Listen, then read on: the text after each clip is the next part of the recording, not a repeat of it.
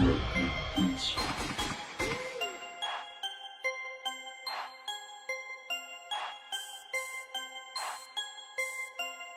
at this. Look at this. People actually believe that there is a car floating around out in space. Well, I think it looks so ridiculous and impossible. And you can tell it's real because it looks so fake, honestly. Like, we'd have way better CGI if it was fake. Here. This is live on the air, okay? I'm going to zoom in on the Earth in Photoshop. You see the Earth? Okay, I'm going to go to Image, Adjust, Levels, and I'm going to bring the levels up. Uh-oh. What is that? Why is there a square box around the Earth?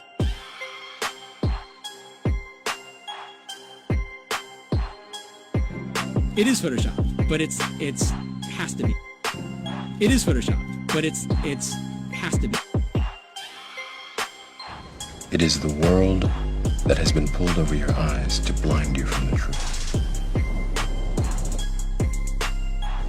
What truth? That you are a slave, Neo. Like everyone else, you were born into bondage. Born into a prison that you cannot smell or taste or touch. A prison for your mind.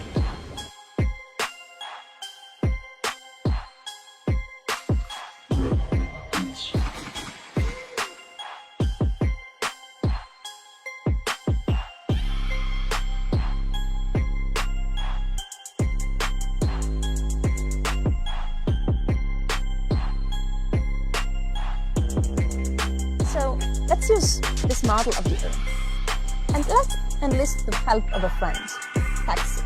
You might know her. Next segment, I'm going to show you how NASA grabs objects in 3D space, rotates them around, manipulates them. They can do this with water, with cloth, anything. And the cool thing about it is we can take what they're doing, what they're seeing with their contact virtual reality augmented lenses, and put that on a separate video layer live.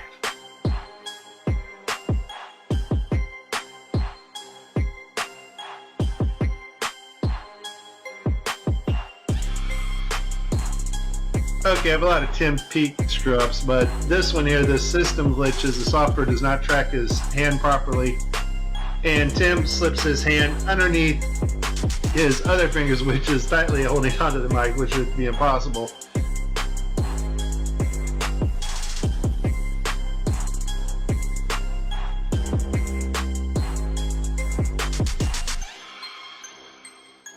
You can tell it's real because it looks so fake, honestly. Like, we'd have way better CGI if it was fake.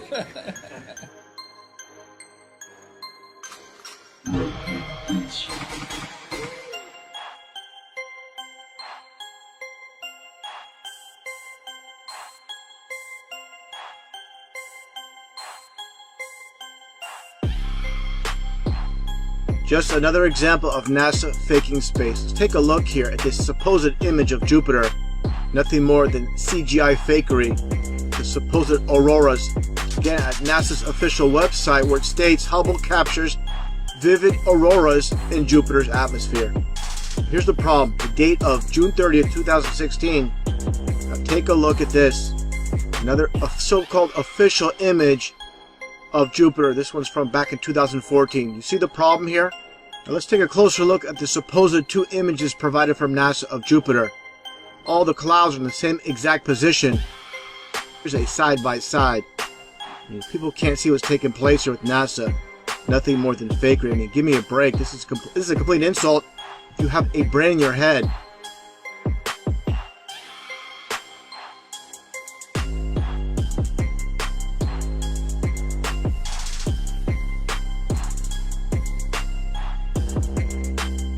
Look like you're in a studio, maybe in Omaha, Nebraska or something. The shot is so clear. Is this a hoax? Are you really in space still?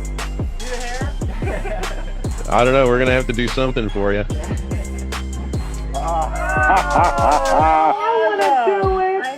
Oh, yeah, I can do that. Watch this. Is this a hoax? Are you really in space still?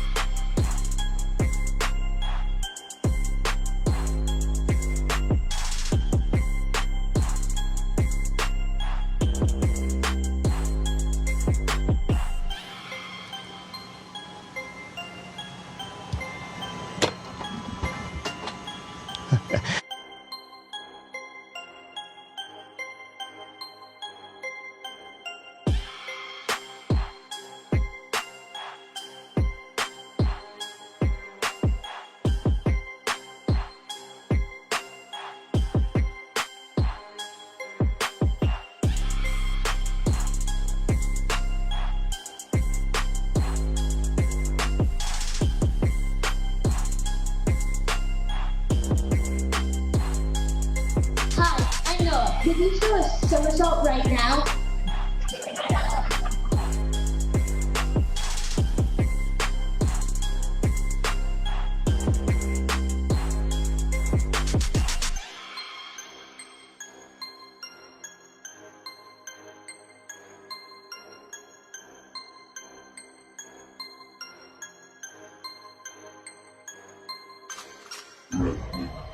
Is this a hoax? Are you really in space still? See the hair? See the hair? And they just start making stuff up. Yeah. Like that Neil Armstrong guy. Have you seen him on the talk shows? Neil Armstrong, you mean the first man to walk on the moon? Talk about a fish story. Yeah. Man, and they're buying it. Oh, yeah.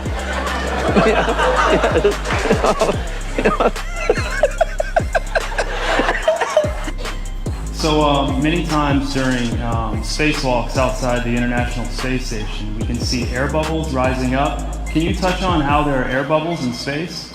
Can you be more specific? Air bubbles?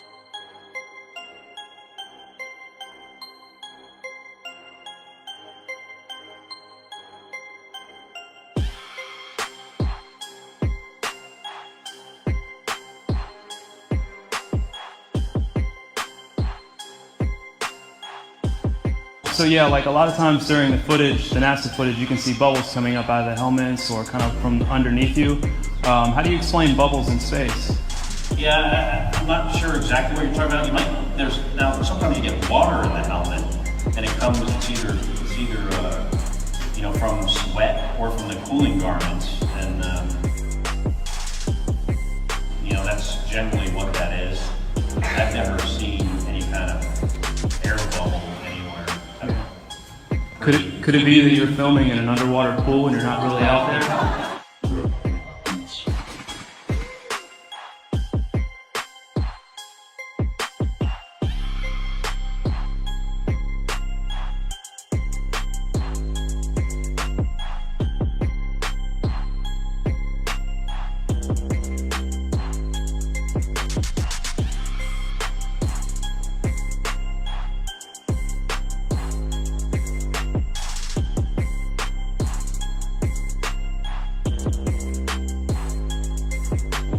Let me tell you why you're here. You're here because you know something. What you know you can't explain, but you feel it. You felt it your entire life, that there's something wrong with the world. You don't know what it is, but it's there, like a splinter in your mind, driving you mad. You're a coward and a liar and a thief.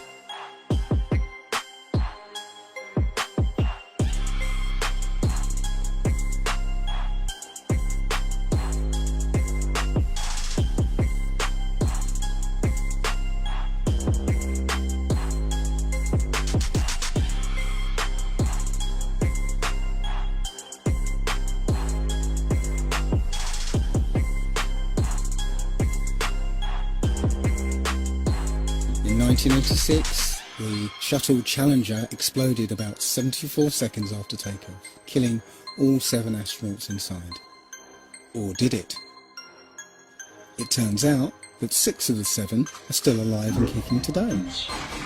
Ellison Onizuka, claims to be his identical twin brother, Claude. Yeah, I've got an identical twin brother, Claude, too. The Challenger pilot, Mickey Smith, hasn't even bothered changing his name. He's now Professor Michael J. Smith of University of Wisconsin.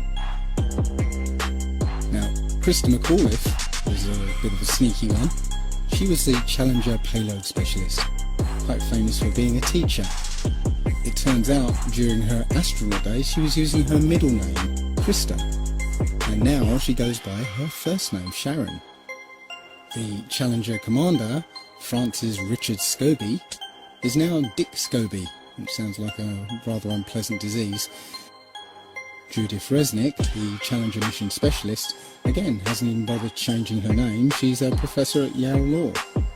And finally, Ronald McNair, another Challenger mission specialist, claims to be his identical twin brother, Carl McNair. What are the odds? So there I was, just minding my own business, looking at Google Earth, and this big, snow-covered monstrosity is staring me in the face like, why is that covered in snow? So I keep digging a little bit deeper, and I finally get underneath this cloud cover here, and a few images pop up. And I say, oh, images, what are they? Well, this is what you got, which I'm sure that looks familiar to you, right? Looks just like the pictures they give us of Mars. So I'm just kind of creeping around here and definitely noticing the same kind of undulation changes and same kind of rock, same kind of dirt. The only thing that's missing is that nice little red tint that they pay somebody $150,000 a year to put on there. So I'll keep kind of going through here and see if it... What the...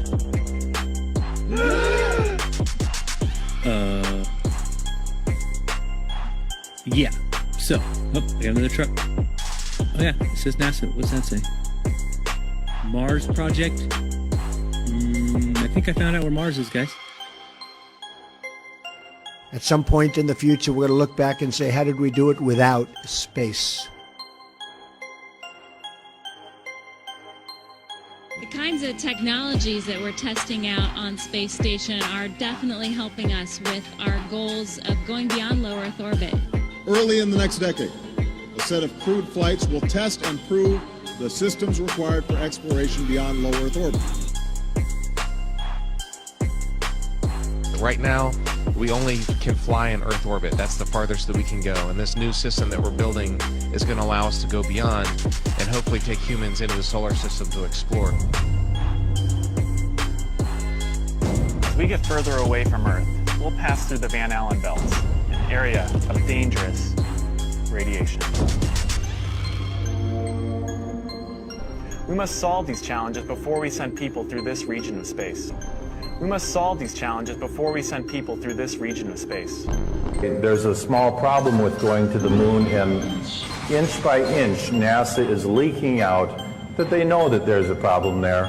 It's called the Van Allen belts, high radiation belts of charged particles around Earth, and we don't know how to get through them, they say.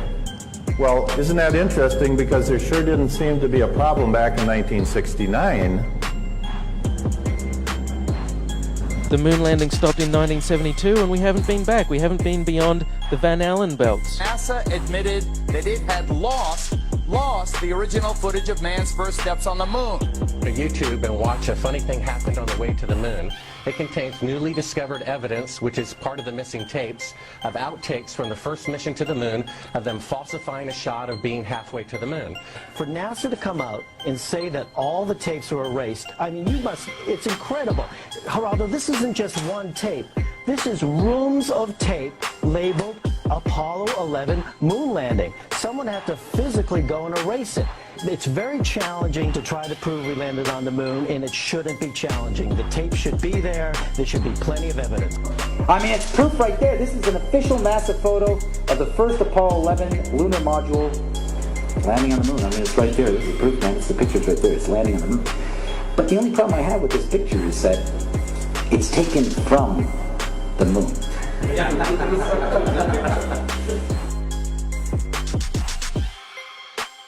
People who believe they saw the landing on the moon because they heard it on the radio.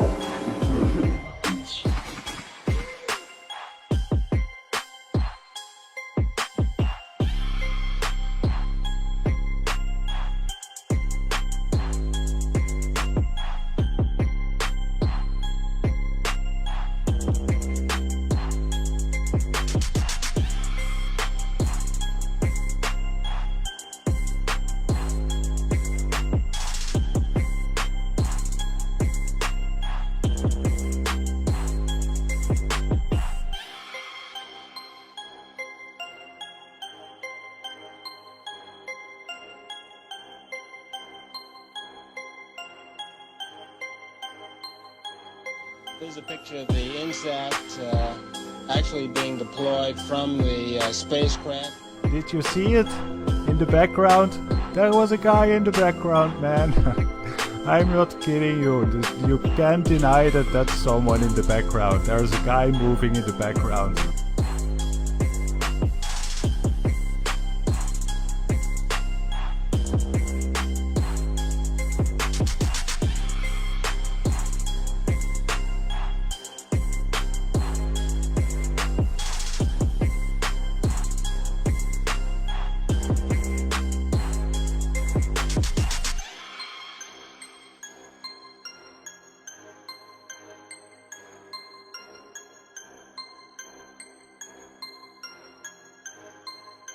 And I'll tell you, just if nothing else, here's why you can tell they're not fake. Just to create the paperwork, that amount of paperwork would make faking it prohibitively expensive. No one could afford to generate that much documentation. All of that happened in a little town called York, Maine, across the United States from where we're talking to you right now. Across the United States from where we're talking to you right now. My research of the last year has led me to the conclusion that not even low Earth orbit is possible, that the International Space Station is a hoax, and all manned space travel is fake. First though, let's have a look at the International Space Station. I want to talk about some of the anomalies I see there. For the inside of the International Space Station, there are a couple of zero-gravity tricks that they use to fake it. The first is they have a complete mock-up of the International Space Station built on the inside of an airplane. And that airplane does a bunch of rises and falls. It does an upside-down parabolic trajectory, and that simulates zero gravity. The other main way they simulate the zero gravity is with suspension in front of a blue screen. And they use that trick for extended periods of time, for longer than 45-second segments. But they can't move around as much. They can't do the acrobatic flips and rolls in the extended mode. So there's full motion mode where they can fully move around, and that's faked in a plane. And then there's suspended or extended mode where they're suspended by wires in front of a blue screen. They don't move around as much, but they can make the scene last for a longer period of time. The extended mode is much quieter than the full motion mode. In full motion mode, you can actually hear the sound of the jet engines, the engines of the airplane. In every single scene of full motion mode, in every segment of the International Space Station, you can hear this loud sound, the sound of jet engines. You could argue that it's the air conditioning system. Not even an office air conditioner is that loud. And why is there a loud sound in every segment of the International Space Station?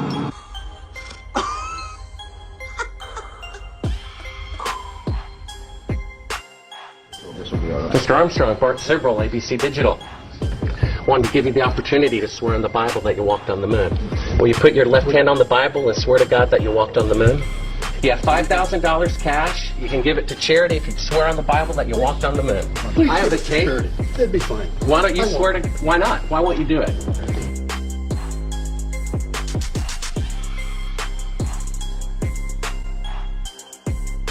The Earth supposedly 23.4 degrees on its axis. And that leaves you, of course, the occultic number, again, 66.6 degrees off. Well, Earth is supposedly orbiting around the Sun at 66,600 miles an hour.